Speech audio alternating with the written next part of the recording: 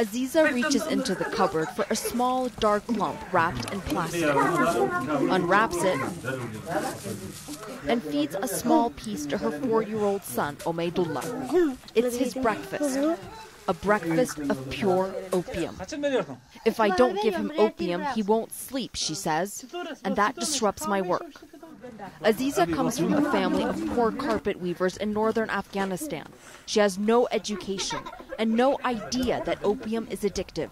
We give the children opium whenever they get sick as well, she says. In fact, this entire extended family is addicted.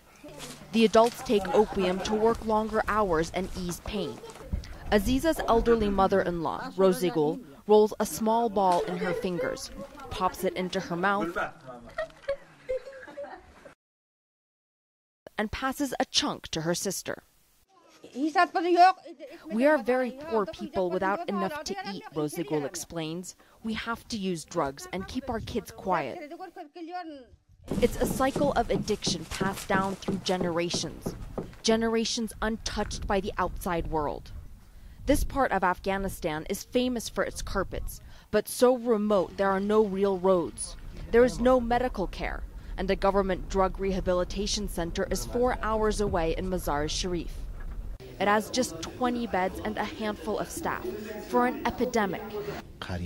Opium use is nothing new to our villages or districts. It's an old tradition. It's something of a religion, Dr. Muhammad Ratib explains. Most Afghans aren't aware of the health risks of opium, and only a few are beginning to understand the danger of addiction. Rozigul is in a detox program along with her 3-year-old son, Baba Gildi. I was using drugs when I was pregnant with this baby, so he was born addicted, she says. I gave him drugs to make him sleep. She too is a carpet weaver. Her addicted mother-in-law shares the bed next to her. 3 generations of one family, struggling with a curse that afflicts well over 1 million Afghans. Arwa Damon, CNN, Mazar-e-Sharif, Afghanistan.